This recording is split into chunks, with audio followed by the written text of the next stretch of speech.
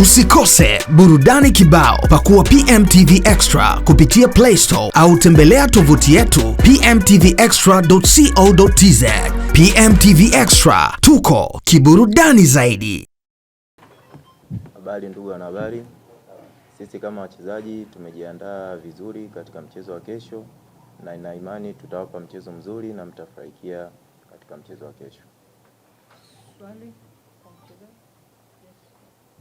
Tumemsikiliza mwalimu kwa upande wake kutokana na changamoto ya Simba ambayo tumeiona kwa michezo ya mwanzo ya kuruhusu magoli.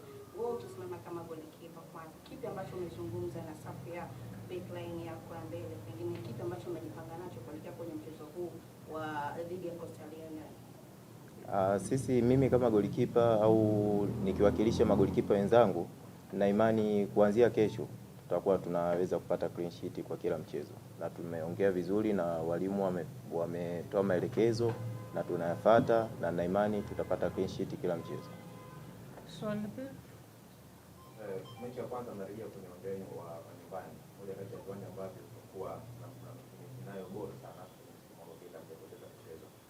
Kwa zile ambazo mmecheza mchezo mitatu iliyopita na ugumu wake, nini mnakitegemea kesho na mnawaambia mashabiki wale ukiona katika uwanja wa nyumbani pale jirani? Kwanza tunashukuru tumetoka kanda ya Ziwa salama na tumepata pointi 9 zote, na sasa tunarejea katika uwanja wa nyumbani na na imani tutapata pointi 3 za kesho, na tumejiandaa vizuri katika mchezo wa kesho ili kuweza kupata matokeo mazuri. Wana Simba wote, mashabiki wa mpira watokee Meja Isamuhyo, na na imani watafurahikia mchezo wa kesho. Asante sana na watakia mchezo